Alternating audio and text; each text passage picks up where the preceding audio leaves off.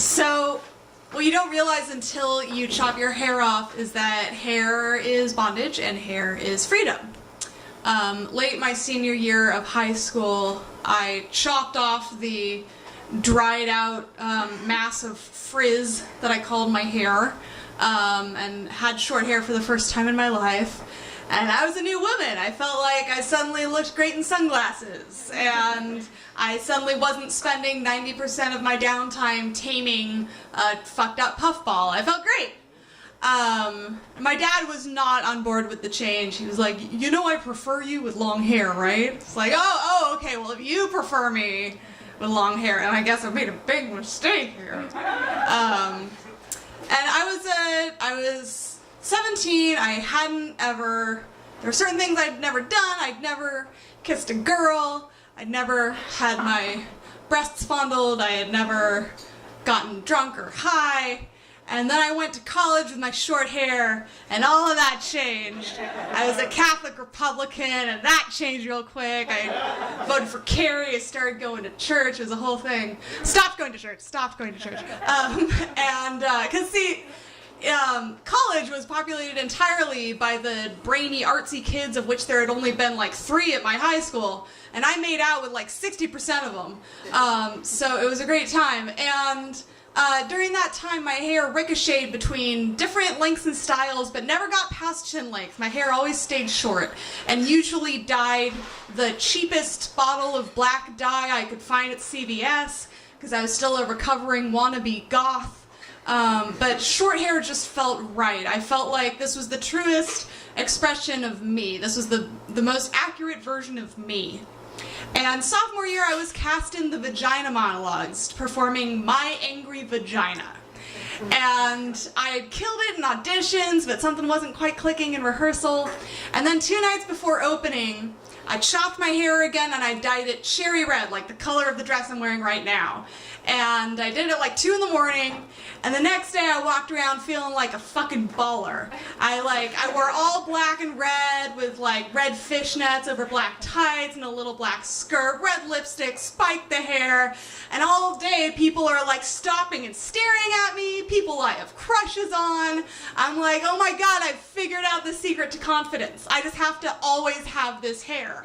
I will never feel insecure again. This is great.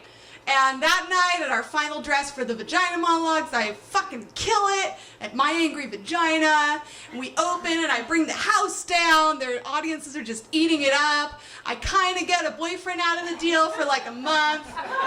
His name's Phil, and he has long hair, and he has rules about dating women with shorter hair than him, and he breaks those rules for me. So life's going good.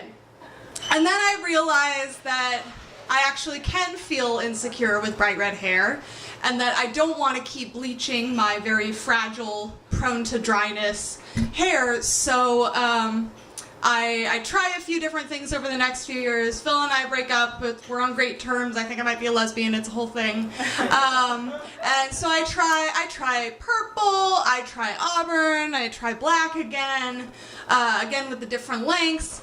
And then towards the end of senior year, I just buzz it all off. And not quite the same reaction to this one. A lot of people think I've actually gone full lesbo, though by this point I just identify as an equal opportunity slut. But men come out of the fucking woodwork. I'm like, I don't know what it is. It's like, oh, she's edgy, so she's probably DTF. I don't know. But it's great. And I love being able to feel air on my scalp. I love that the fuzzy head gives people an excuse to touch me when they ask to rub my head.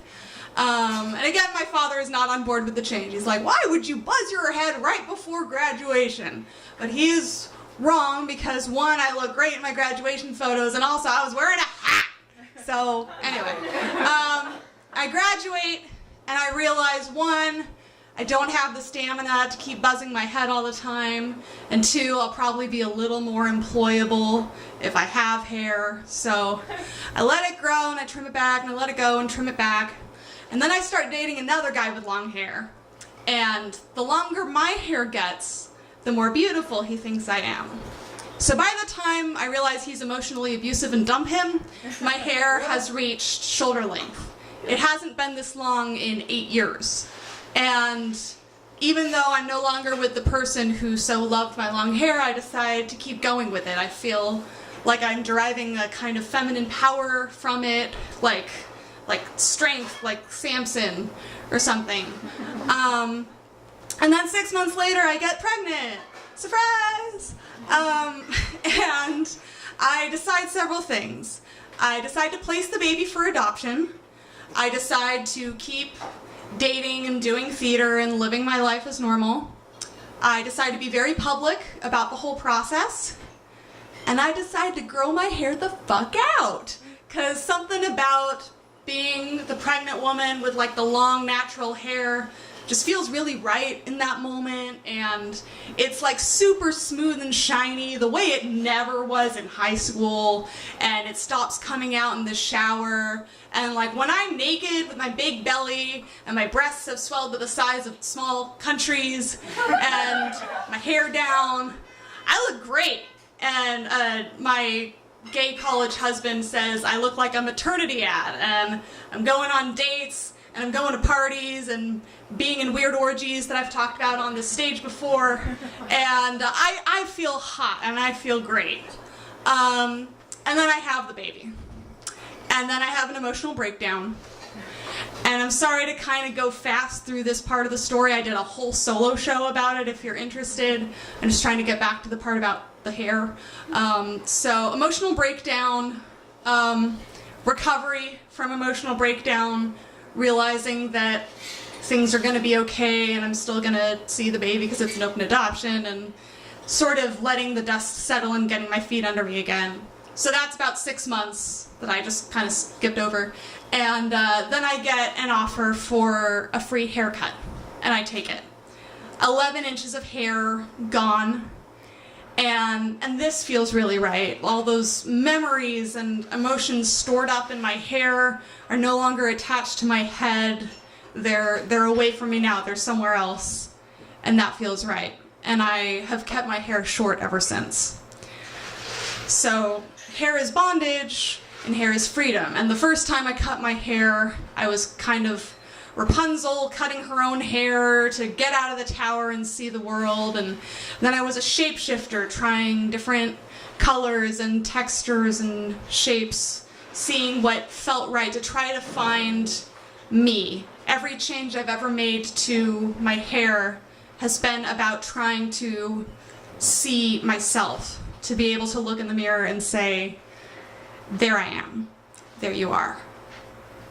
And after my history of men with long hair, I'm in love with a bald man now, who I think looks at me and actually sees what's there and sees me when he looks at me. But I don't when I look in the mirror, because I'm at a job with a dress code and I'm not allowed to have interesting hair. So even on what I feel is a pretty good hair day like today, pretty much every day that I get ready for work, I look in the mirror and I'm like, no, that's not what I look like. I feel like this is Brady Bunch, but the real me is East Village. And she's got a nose ring, and she's wearing a flannel shirt, and the side of her head is shaved, and her hair is cherry red, the color of the dress I'm wearing right now.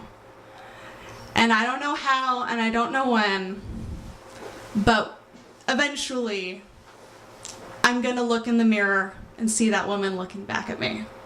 Thank you.